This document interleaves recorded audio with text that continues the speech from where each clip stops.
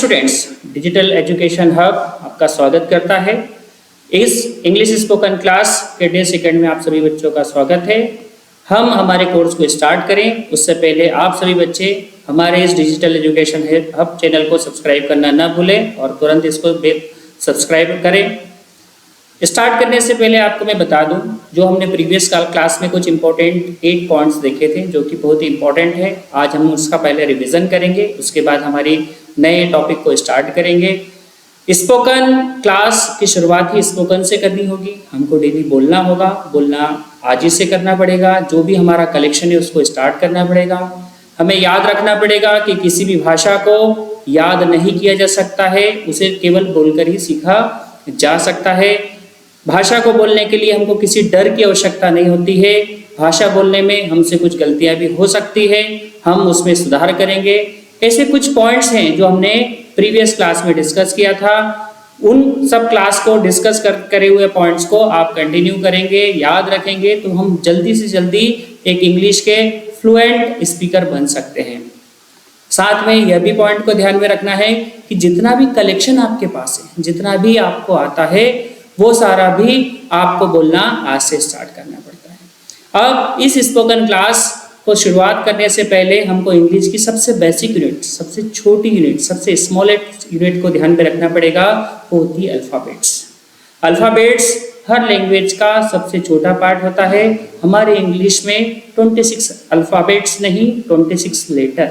Alphabets तो एक ही है, लेकिन लेटर्स कितने हैं? 26 है। आप सभी जानते हैं ABCDEFGHIJKLMNOPQRSTUVWXYZ, ये सभी बच्चों को पता है। ये एक नर्सरी क्लास का कोर्स है, ये सभी को पता है, लेकिन हम एक बेसिक से, जीरो से हीरो बनने वाले हैं, तो इसीलिए हम हर चीज को बड़े अच्छे से सीखने वाले हैं।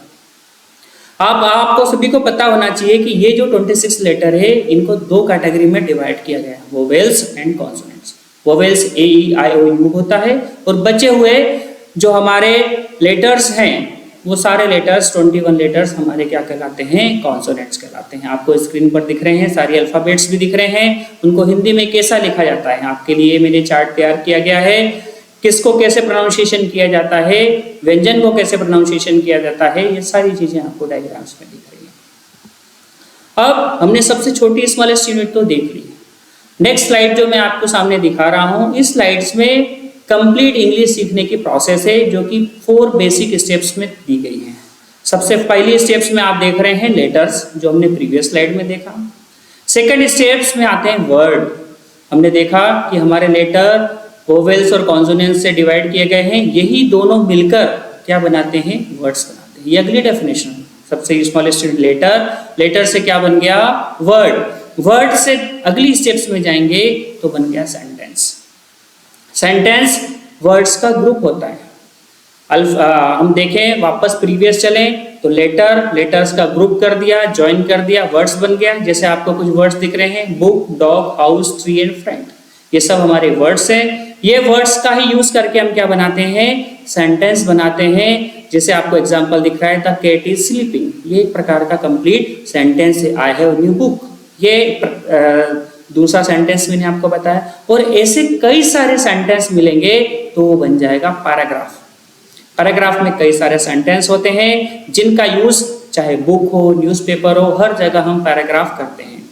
पैराग्राफ को देखते हैं, उन्हीं को हम पढ़ते हैं। तो हम अगर इंग्लिश स्पोकन सीखना चाहते हैं तो आज की बेसिक क्लास आपको यही बता रही है कि हमारा जो शुरुआत है वो लेटर से होगी और हमको कहाँ तक जाना है? पैराग्राफ तक जाना है।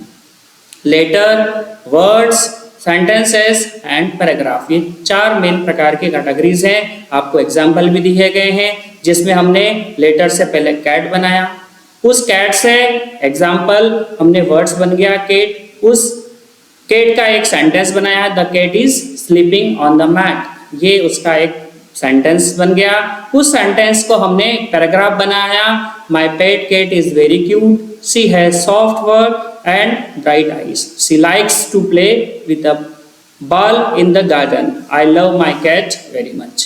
तो आप देख रहे हैं कि हमने कैसे एक लेटर से और एक पैराग्राफ का रास्ता तय किया गया। तो इस पूरी स्पोकन क्लास में इन्हीं को हमको क्या सीखना है, हमको इसमें सबसे इंपॉर्टेंट पॉइंट जो होता है जिस पे अपने को ज़्यादा से ज़्यादा फोकस करने की ज़रूरत है वो पॉइंट नंबर 3 है, सेंटेंस है जिसको ही हम सबसे ज़्यादा फोकस करेंगे। तो आपने देखा सबसे स्मॉलेस्ट यूनिट हम लोगों ने देखी जो हमारी लेटर है, लेटर से हमने वर्ड बनाया, वर्ड से सेंटेंस बना, सेंटेंस से पैराग्राफ बन गया। अब मैंने आपको बताया कि सबसे ज़्यादा हमको फोकस करना पड़ेगा सेंटेंस पे। तो आखिर सेंटेंस होता क्या है, जिसको हिंदी में बोला जाता है वाक्य। वाक्य किन चीज़ों से मिलकर बना होता है, क्या इसके मेन पार्ट होते हैं। तो आप स्क्रीन पर देख रहे हैं कि 4 मेन पार्ट किसके होते हैं, 4 मेन पार्ट होते हैं हमारे सेंटेंस के।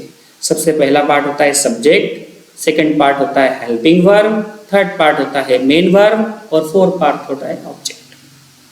Subject, helping verb, main verb और ऑब्जेक्ट, ये 4 पार्ट मिलकर ही क्या बनाते हैं, सेंटेंस। फिर से रिवीजन करेंगे हम लोग। तो हमारी इंग्लिश में सबसे स्मॉलेस्ट यूनिट लेटर है, लेटर्स में वोवेल्स एंड कॉन्सोनेंट्स है।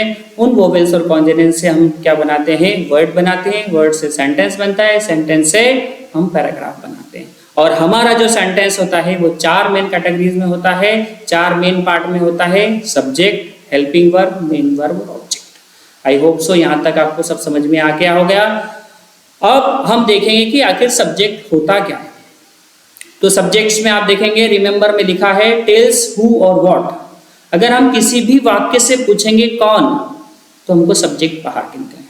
जैसे मैंने बोला कि राम पढ़ा रहा है, तो उस वाक्य से पूछो कौन, तो शब्द आया राम। तो राम यहाँ पर क्या कहलाया, सब्जेक्ट। इसकी डेफिनेशन है the subject tell us who or what the sentence is about. Hindi में इसको कर्ता भी बोलते हैं। तो ये आपने सब्जेक्ट समझा। सेकंड होती है हेल्पिंग वर्ब। अब आप सभी जानते हैं कि कोई भी काम करता है उसमें समय होना बहुत जरूरी होता है, टाइम होता है। तो वही टाइम की इंफॉर्मेशन, वही समय की इंफॉर्मेशन हमको मिलती है हेल्पिंग वर्ब से, जिसको हिंदी में सहायक क्रिया बोलते हैं। अगले पार्ट पर चलें तो मेन वर्ब होती है, जिसको क्रिया, जैसे मैंने बोला कि राम पढ़ा रहा है, तो राम पढ़ा रहा है, तो यहाँ पर पढ़ाना क्या हो गया, मेन वर्ब। मेन काम क्या हो गया, राम। और फोर्थ पार्ट होता है object. The object tell us whom और what the action is done to. ठीक है, तो ये हमारा फोर्थ पार्ट हो गया ऑब्जेक्ट। आपको इसमें स्क्रीन पर एक एग्जांपल दिख रहा है, Riya is reading a book. Riya is reading a book. तो यहाँ पर सब्जेक्ट हो गया रिया, हेल्पिंग वर्ब हो गई इज, मेन वर्ब हो गया रीडिंग और ऑब्जेक्ट हो गया book.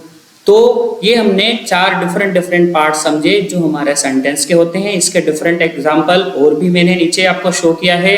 They are playing cricket, he has completed his homework, we will visit the museum, she was watching a movie. इस टाइप से आप हर सेंटेंस में समझ सकते हैं सब्जेक्ट क्या है, हेल्पिंग वर्ब क्या है, मेन वर्ब क्या है और ऑब्जेक्ट क्या है। तो बच्चों आपको डरना नहीं है।